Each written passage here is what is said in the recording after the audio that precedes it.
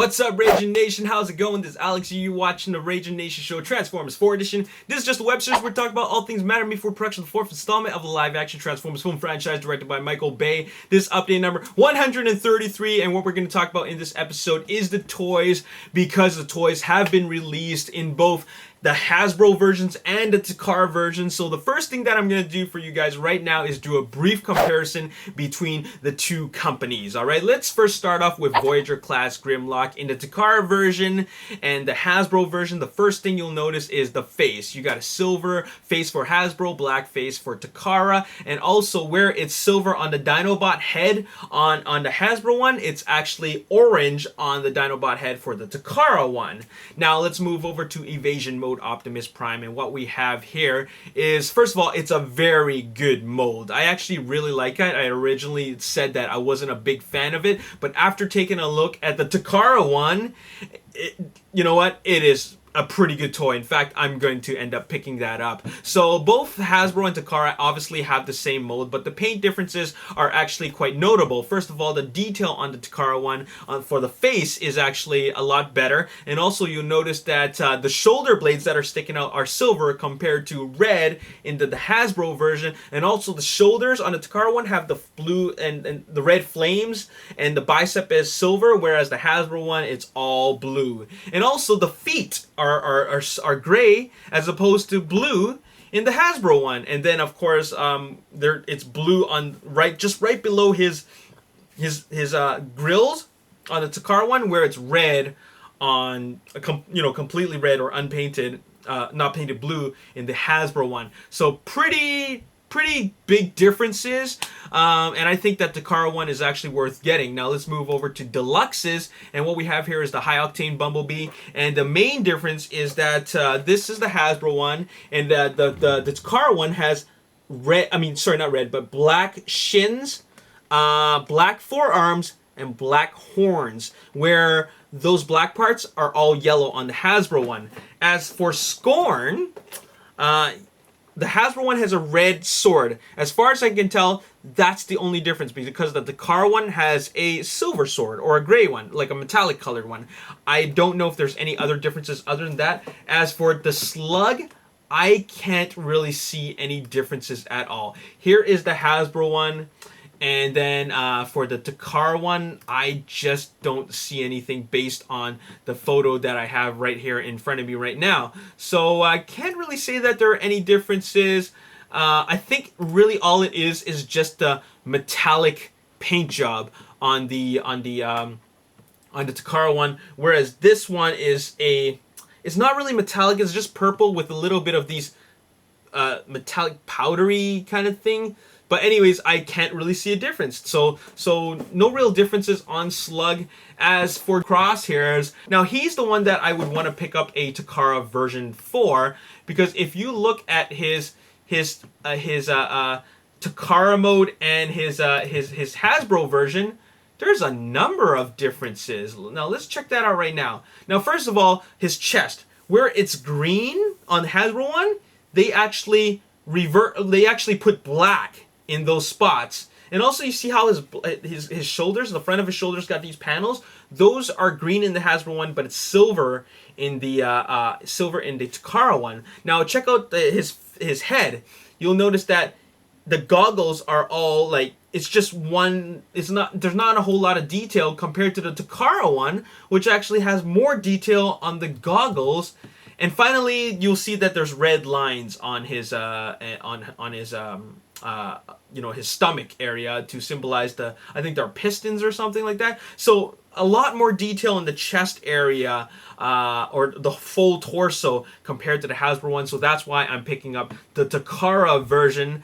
Now, as for all the other guys, like Leader Class Optimus Prime and the Optimus Prime from Takara and Hasbro, I don't even have to show you the differences. It's night and day. These are two different figures, same mold, completely different repaint. As for the Leader Class Grimlock, Black Knight Grimlock for Takara, which we don't really have photos of, and then the standard Grimlock for Hasbro, which you've already seen on the shelves. Now, with regards to Takara, you've already seen the G1 colored Dinobots for Dinobot Slug, the deluxe version, and the Voyager class Grimlock. They've painted them as a G1 colors, which will be available for a limited production run of for the Transformers Expo to celebrate 30 years of Transformers. Right? Apparently, according to a Japanese magazine, they're going to be making more Dinobots in G1 colors. They're making more Dinobots from the Age of Extinction mold into G1 colors because of the popularity of these G1 colored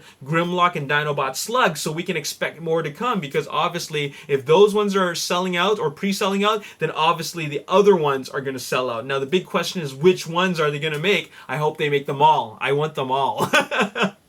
All right, now let's talk about Lockdown. Lockdown's been a bit of a mystery for us as a toy, because we've seen the flip and change Lockdown. We've seen the big giant like smash and flip, smash and grab, smash and change Lockdown, but we haven't seen a Generations Lockdown. But apparently we are getting one based on these photos that have been circling the internet from a Chinese flyer. It looks like a deluxe Lockdown is happening. Now take a look at this. We have the Lamborghini Aventador, okay? And then here's a close-up photo of the actual Lockdown. Now, a lot of people are saying that this doesn't look very good, all right? In fact, it looks nowhere close to what the toy looks like, and they're correct. It doesn't look anything like the actual character in the movie, probably because getting a Lamborghini Aventador to transform into a robot is a pretty tall order. But you know what? I'll be completely honest. I think this looks decent. I would totally pick this up, and I think some of the people who don't even like this toy will still end up picking it up, because it is the only Generations toy of a Decepticon that we have so far. So I think that this is still a pretty decent looking toy. I like the colors. I like the dark colors, the dark gray, the gunmetal, the silver. It all looks very decent. And once this guy comes up, I'm totally picking him up. So there you have it. Now let's take a look at photos of Deluxe Class Slash. We have a member from TF42005.com who posted photos of the Deluxe Class Slash, and I'd like to say thank you to TF42005.com member Akhtar, who was at the Singapore launch event, and he posted photos of the Deluxe Class Slash, and oh my god, it is I gotta say that, you know what, out of all the Dinobots, even as a character or character design, Dinobot Slash has got to be the weakest. I mean, he's a Velociraptor, but look at this toy. I think I'm going to have to keep him only in his Dinobot mode, because the robot mode is just dumb. You know what the problem is? It's the proportions. He's got these giant claws that are hanging out of his shoulders, which it's not that big of a deal, but it's these fluorescent green things that are sticking out of his hips. They just don't belong there.